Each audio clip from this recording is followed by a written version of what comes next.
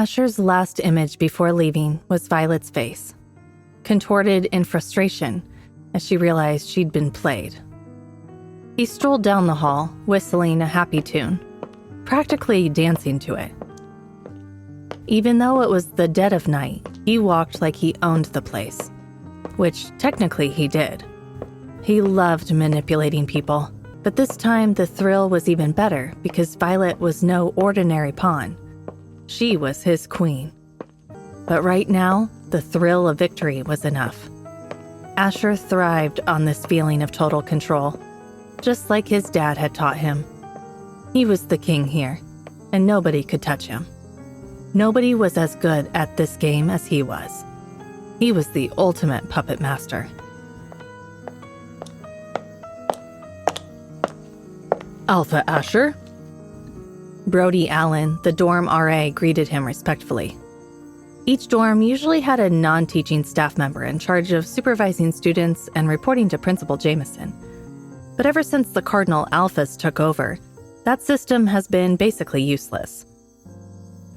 Since each Alpha had its own RA, the Cardinal Alphas pretty much ran their own dorms. And Asher had Brody wrapped around his little finger. The guy gave him all the info about West House. Brody knew better than to cross the Alpha of West House. Brody, Asher replied. Anything I can do for you, sir?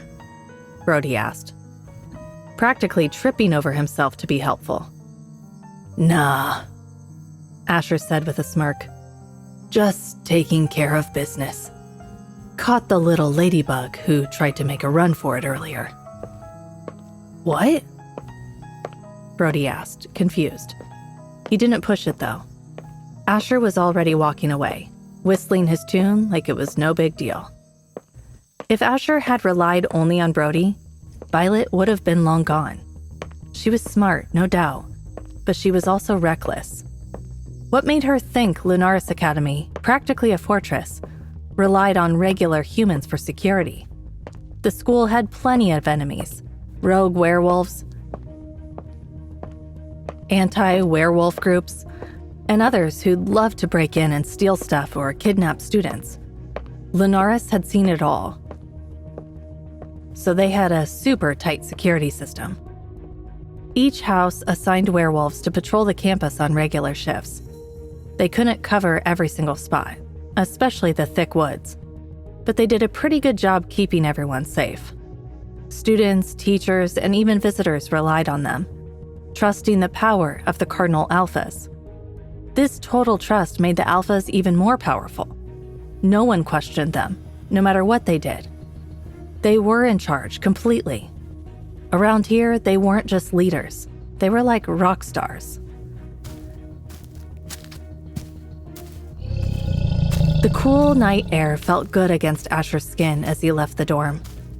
He spotted the 4 werewolves patrolling nearby right away. These were the same guys who'd chased Violet back earlier, just doing what they were told.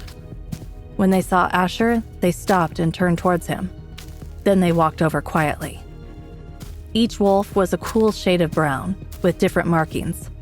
The biggest one, obviously the leader, stepped forward. His blue eyes showed he recognized and respected Asher. They didn't need to talk. The wolves shifted back to human form. Bones cracked and popped, skin stretched, and fur disappeared. Asher barely reacted to the weird, painful-looking changes. He was used to them. Seconds later, a tall, muscular guy stood where the biggest wolf had been. His damp, curly hair stuck to his forehead as he breathed heavily. Good job, Elias, Asher said, complimenting his second in command. No problem, Alpha, Elias replied respectfully. Of course, it was no problem, Asher said, his voice a little creepy. Which is why I'm going to give you something to do. Elias frowned, confused. What do you mean, Alpha? I want someone watching Violet, Asher said. She might try to run again. Pick some guys to keep an eye on her. He paused, staring hard at Elias before adding, Or maybe you'd rather do it yourself. Elias stood up straighter. But Asher, I have way more important things to do than babysit some human. It's Alpha Asher to you, Asher snapped. and you'll do what I say. A low growl rumbled in Elias's chest, sounding wild and angry. His body tensed, his wolf side almost taking over, ready to fight. Asher didn't even blink. He just growled back, even louder and scarier. Werewolves are naturally aggressive and hot-headed, so fights over power, dominance, and pride are common. Challenges to the alpha's authority, even in a tight-knit pack, happen all the time. These power struggles, especially among those who want to be the leader, are as expected as they are brutal. Unlike Griffin, Roman, and Alaric, who are friends with their pack members, Asher treats his pack like soldiers. They follow his orders, and he makes sure they have what they need to survive and thrive. He believed his dad's advice. Friends are often the first to stab you in the back, so he leads without getting close to anyone, keeping them under his thumb. In that tense moment, Asher's alpha power filled the air, radiating like a shockwave. The tension between him and his beta, Elias, was thick enough to cut with a knife. They were locked in a standoff that felt like it could explode into violence any second. The other werewolves nervously glanced at each other, uncomfortable with the drama.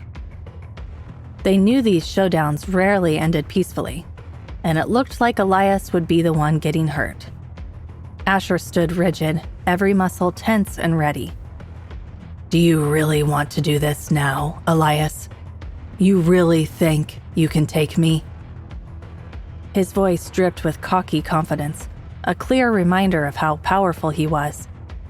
Elias's rebellious look flickered in his blue eyes, but quickly died under Asher's intense stare. Knowing he couldn't win, he looked down, giving up. Thought so, Asher said smugly. He walked towards Elias, each step slow and deliberate, until he was right in front of him. He grabbed Elias's chin, forcing him to look up. Asher's golden eyes burned into Elias's now submissive blue ones. When I give an order, you follow it, Asher said, his voice ice cold. Next time you think about challenging me, be ready to finish what you start. I don't put up with cowards. His words sounded almost gentle, but the steel in his voice gave away the real threat. Elias clenched his jaw, his earlier bravado melting away under Asher's stare. His defiance was gone, replaced by acceptance. It won't happen again, Alpha, he mumbled. Good. For your sake, Asher replied, his voice flat. His warning hung in the air. You can go now. As Elias and the other werewolves scurried off, everyone breathed a sigh of relief. Things had been so tense that many had thought Elias wouldn't make it out alive if he fought Asher. After his pack left, Asher stood outside, his body stiff in the cool night air. Minutes passed in silence before he spoke, his voice carefully casual. Aren't you tired of hiding, Roman? Roman stepped out of the shadows of West House, a slightly embarrassed look on his face. As he walked closer, he spoke up. You know that's not how you're supposed to lead your pack, right? Asher turned, his expression hardening, knowing exactly where this was going. They'd been down this road before, and it always ended in an argument. Usually, Asher would avoid it, but after the showdown with Elias, he was ready to pick a fight. And Roman, unlike Elias, would actually be a challenge. What do you want me to do? Kiss their butts and thank them for challenging me? Asher sneered. That challenge only happened because you're a dictator, not a leader, Roman replied calmly. I'm their alpha. I protect and lead them. The least they can do is follow my orders. Asher snapped, irritation clear in his voice. Perhaps try leading them with kindness, and they might not be so defiant. Roman suggested, his tone calm but firm. Sorry, but I'm not you. Asher replied coldly. My wolves are the best, the strongest, most disciplined, because there's no room for weakness. They have a reliable alpha who isn't blinded by emotions. Being vulnerable isn't a weakness, Alpha, Roman said, hesitating before adding. At the mention of his father, anger flashed in Asher's eyes. His voice dropped dangerously as he turned on Roman. Is that what you came here to do, Roman? Because if so, you're starting to tick me off. Roman recognized the unspoken threat. Things would escalate quickly if he pushed further. Fine then. Roman straightened. What are your plans with Violet? He asked seriously. Why is everyone asking me that? Asher chuckled, dismissing the question like it was some inside joke. But Roman's face remained serious, his gaze locked on Asher, emphasizing the weight of his concern. Neither will I be a part of it. Challenging the Alpha King is a death sentence, Asher. His expression softened. For all we know, there's a higher chance Autumn won't choose you. Her family hasn't exactly been thrilled with you.